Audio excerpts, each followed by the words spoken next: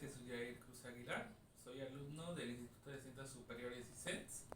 Este video va dirigido al licenciado Pablo Luis Velázquez Nieto, referente a lo que vendría siendo las prácticas clínicas. El día de hoy vamos a hablar acerca de lo que son los pacientes psiquiátricos. Para saber un poco más sobre estos pacientes, primero necesitamos saber lo que es un trastorno. Sabemos que un trastorno de la personalidad responde a factores ya sea afectivos o familiares. Estos más que nada afectan el entorno social de lo que vendría siendo la persona. Sabemos que puede cambiar y variar desde el comportamiento y tienden a ser unas personas agresivas y que pueden llegar inclusive hasta lastimar. Una de las principales causas que lo conlleva pueden ser biológicas, que sean desde los genes del nacimiento, pueden ser psicológicas, que se vayan desarrollando a través del paso de los años, o pueden ser socioculturales, que quiere decir que las puedan aprender esas tendencias a lo que vendría siendo el comportamiento de ellos. Uno de los principales factores que influyen en las causas generalmente lo consideran en patologías. ¿Qué quiere decir? Que son enfermedades que se van desarrollando a través de los años. Una de estas enfermedades que puede llevar a una persona a padecer una enfermedad es lo que vendría siendo las emociones. Sabemos que las emociones son aquellas experiencias con las cuales el ser humano va a desarrollar a través de su comportamiento. Sabemos que vienen acompañadas de cambios, ya sean fisiológicos o cambios endocrinos, que quiere decir que las hormonas principalmente influyen mucho en estos cambios de humor en las emociones. Dice que son influidos por experiencias. Dice que las emociones es una función adaptativa. ¿Qué quiere decir? Que cada emoción puede desarrollar a una persona a un comportamiento diferente. Vamos a hablar ahora acerca de uno de los principales temas, que es el paciente bipolar. Sabemos que son pacientes que son personas que tienen un trastorno. ¿Qué quiere decir? Que tienen un problema. Y una de sus principales causas, como aquí lo menciona, es que les cuesta trabajo establecer una comunicación o construir confianza. Son personas que realmente son demasiado hiperactivas, entonces lo que el personal de enfermería se encarga es de disminuir esa hiperactividad, la ansiedad y la agitación, ya sea mediante medicamentos o estímulos físicos que ayuden a la persona a relajarse.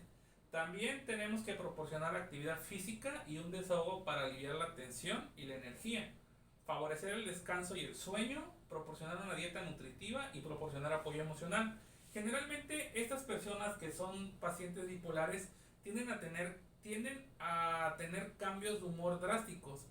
Pueden estar en un momento felices o en otro momento pueden sentirse ya sea demasiado agresivos. Entonces al momento de realizar algún procedimiento o alguna acción de enfermería puede comprometer la salud y la integridad del paciente.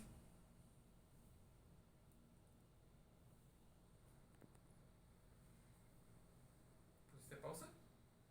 No, ¿No? no. Es que vi que la apretaste. Bueno, hay que cortar eso. Bueno, el siguiente punto es el paciente depresivo. Por lo general hay dos tipos de pacientes depresivos.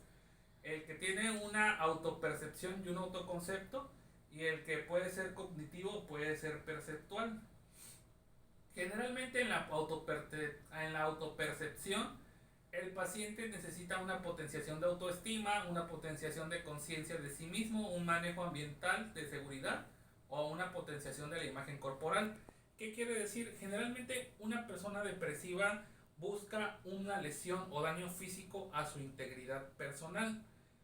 Una persona depresiva no tiene límites y no tiene miedos. ¿Qué quiere decir? Que son capaces inclusive hasta de matarse. Por eso es importante que si un paciente tiene tendencias depresivas, hay que cuidar el entorno en donde se va a laborar. ¿Qué quiere decir? En el caso del personal de enfermería, sus herramientas de trabajo, ya sea lo que vendría siendo agujas, lo que vendrían siendo catéter o herramientas punzocortantes, evitar tenerlas cerca. Ahora bien, el cognitivo perceptual nos menciona el entrenamiento de la memoria, la estimulación cognitiva, facilitar el aprendizaje, la orientación y el control del nivel de dolor.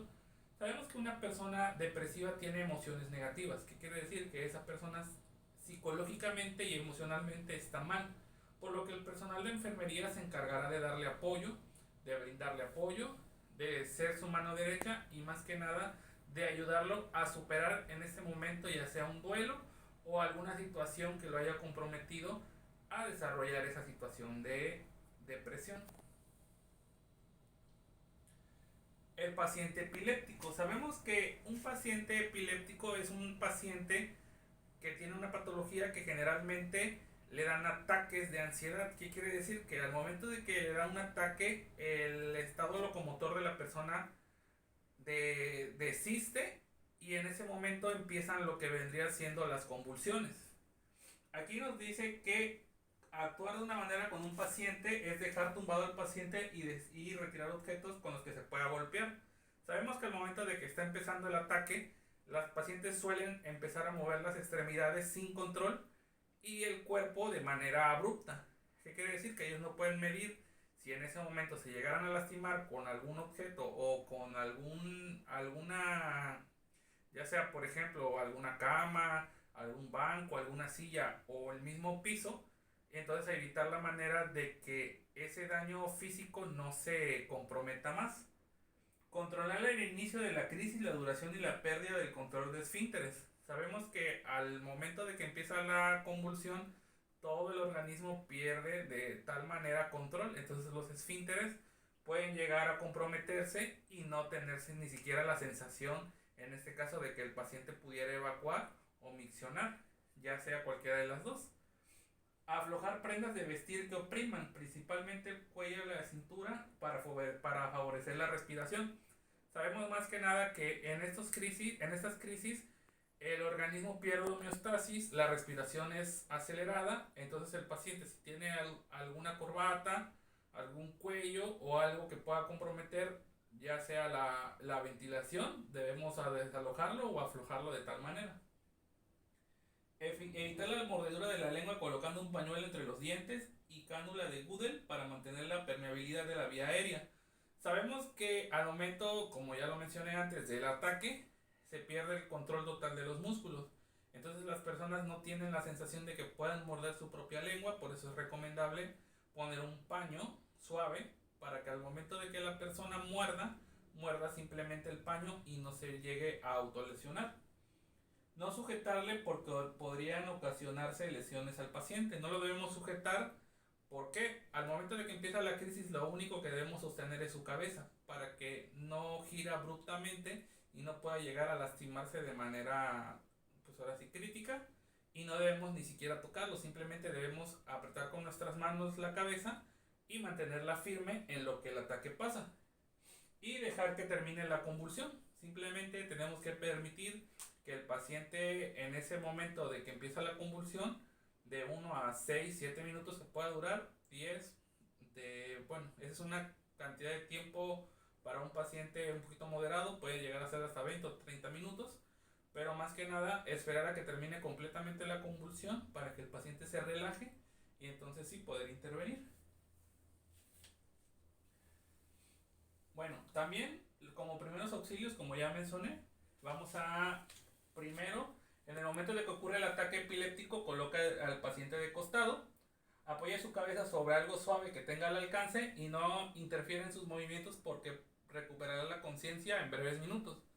Esto es en caso de un paciente moderado que realmente no tenga ataques tan seguidos y con un tiempo prolongado muy largo. Sabemos que debemos valorar el estado del paciente, comprobar la vía aérea, si respira, si tiene pulso, temperatura y glicemia. Esto ya es después de que ocurre el ataque. Mantener la vía aérea permeable, colocar decúbito lateral si no existe ninguna contradicción. ¿Qué quiere decir? En caso de contradicción es que el paciente después de la convulsión pudiera caer en un paro cardíaco o en este caso en un paro cardiorrespiratorio, que nuestro paciente dejara de respirar y comprometiera ya la salud de él. Tranquilizar al paciente y reorientarle, favorecer un ambiente no muy luminoso. Sabemos que los pacientes que sufren convulsiones pueden llegar a ser fotosensibles, entonces es recomendable, en este caso si estamos en una habitación iluminada, apagar por un momento la luz para que el paciente pueda recuperar, en este caso, la conciencia y no sienta ahora sí que sensibilidad a la iluminación. Y evitar que se duerma y no administrar ningún alimento o bebida por la vía oral. Sabemos que al momento de que los esfínteres, como ya mencioné antes, se pierden el control, entonces al momento de ingerir una bebida o un alimento, sabemos que el cárdex, que es un esfínter que se encuentra en el inicio del estómago, podría devolver o regresar la comida provocando un vómito. Y estos serían los principales cuidados que daríamos a un paciente en ese estado. Gracias.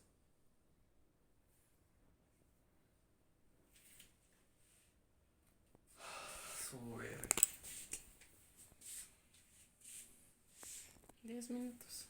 Sí, no mames. Está perro.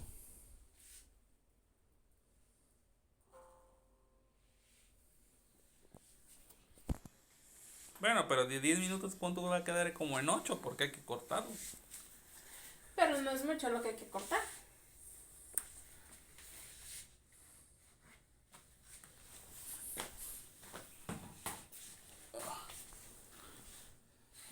Es que mi culo está más grande.